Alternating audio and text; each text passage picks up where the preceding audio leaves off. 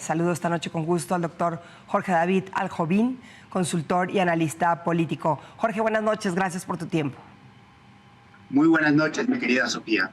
Jorge, pues sale la presidenta, la escuchamos hace un momento decir de qué hablan, las elecciones se van a llevar judiciales en tiempo y forma de manera normal, pero sin duda hay una afectación innegable ante este recorte al presupuesto del INE para el próximo año.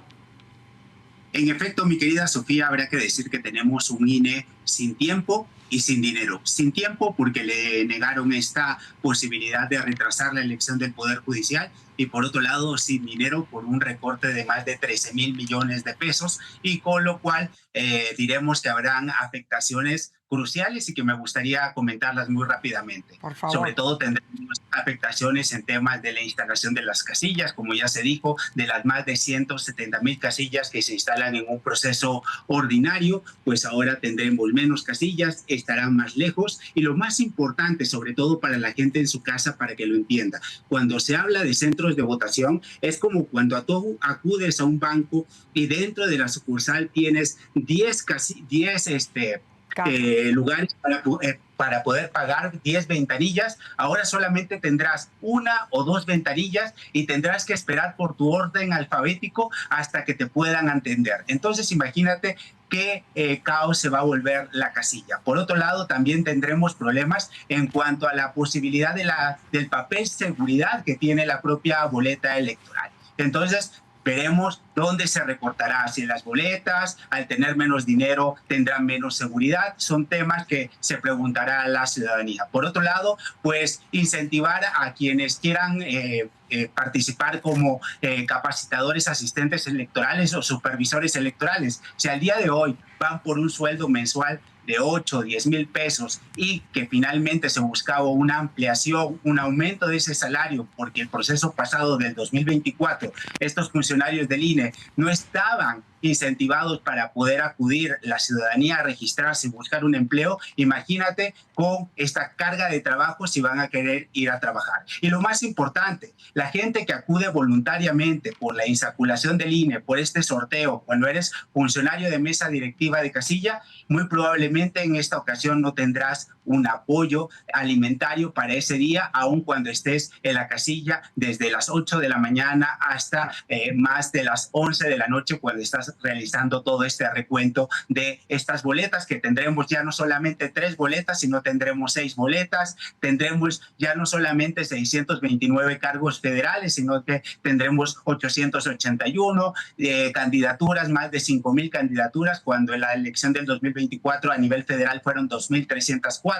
Habrá que decir en su momento que, en honor a la verdad, el INE en su momento, en el proceso 2024, pidió a nivel federal 9,500 millones de pesos, pero habrá que decir que si bien fueron más candidaturas porque se sumó el nivel local, pues simplemente habrá que recordar que también los institutos locales reciben un financiamiento local que equivale en su conjunto en las 32 entidades federativas a 12,000 millones de pesos. Por lo tanto, tenemos un INE contra las cuerdas, y simplemente me gustaría decirlo, Sofía, en términos muy coloquiales. Esto en términos políticos significa poner en jaque al INE, porque si el INE realiza la elección con menos dinero, no habrá y no faltará quien dirá: ya vieron, podían hacerlo con menos dinero, y por lo tanto era un vicio del pasado. Y por otro lado, si el INE no logra cumplir con las expectativas, será el chivo expiatorio, porque dirán: ya vieron, le recortamos presupuesto y boicotearon la elección, con lo cual se va a abrir el camino para una posible reforma electoral para poner al INE contra las cuerdas. Y habrá que decir también, en honor a la verdad,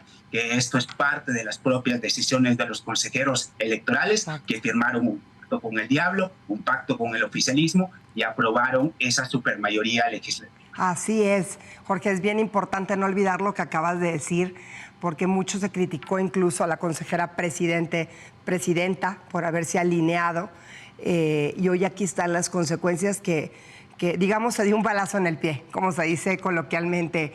Jorge, siendo mal pensados, podría, ahora que mencionas las dos opciones del INE con la que por ningún lado queda bien, ¿es a propósito esto para lograr llevar la elección a donde el oficialismo quiere? Porque eso es lo que se ha dicho, que al final van a quedar en estos lugares de jueces, magistrados y ministros, se podrá pues manipular de alguna manera la elección, ¿no? Entonces, de esta manera es más fácil porque se reduce el número de casillas, de posibilidades y de hacer bien las cosas.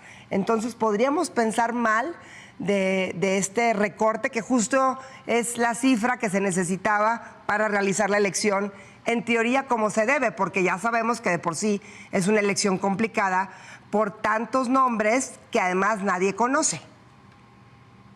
Efectivamente, Sofía, yo creo y diría en términos coloquiales, a partir de lo que tú has comentado, piensa mal y acertarás. Y en política no hay casualidades y me parece que se está creando el terreno no solamente para tener una elección del Poder Judicial con incertidumbre oscura, sino también para favorecer a los propios. Esto es, simplemente elegir a personas afines al régimen. Y por otro lado, también habrá que decirlo, institucionalmente siempre al oficialismo le conviene tener un chivo expiatorio. Y el chivo expiatorio me parece que en una narrativa para poder seguirle dando fuerza a este movimiento de la Cuarta Transformación será el INE de la presidenta Guadalupe Tadei, aunque algunos decían en algún momento que todo era culpa de Lorenzo Córdoba. Ahora me parece que el propio oficialismo pues está creando un nuevo enemigo, que es el INE, que no quedará bien con nadie. Por un lado, si no resulta, boicotea la elección. Si lo hace con menos, dirán, ya vieron, son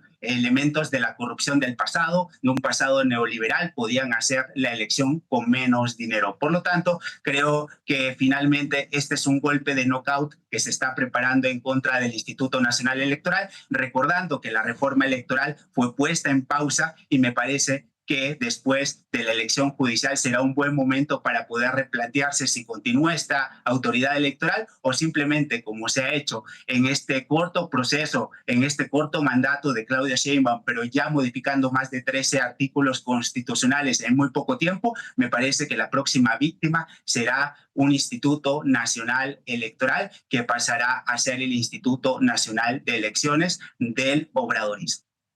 Más para el país, Jorge, después de la reforma del Poder Judicial, de la desaparición de los órganos autónomos y, como bien dices, el escenario estará listo para ir contra el INE. De verdad preocupante el panorama y solo el tiempo dirá el error que se cometió o no con esta reforma judicial, que obviamente con la que la mayoría no estamos de acuerdo, sobre todo los expertos y quienes saben al respecto, Jorge, y que a como pinta el panorama, pues no se ve que vaya a haber cambios positivos en el tema judicial en México, como por el camino que van las cosas.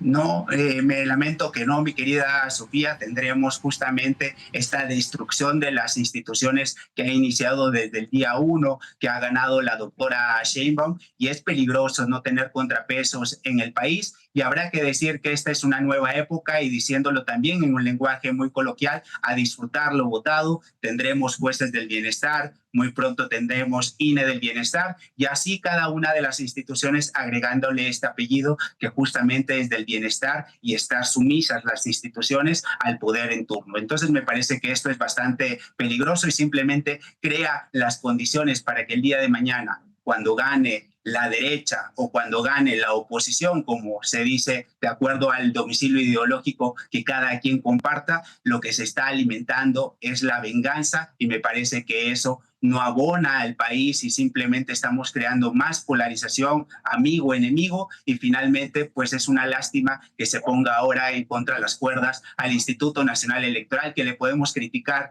un millón de cosas, pero me parece que es una institución que debemos cuidar, que debemos proteger y que no la debemos de poner en contra de las cuerdas. Pero muy cierto lo que dices. Gracias por este análisis tan claro. Doctor Jorge David Aljovín, consultor y analista político. Muy buenas noches, Jorge. Muy buenas noches, mi querida Sofía. Hasta pronto. Pues así el panorama por ningún lado es un panorama positivo para México, obviamente, como se ha planteado.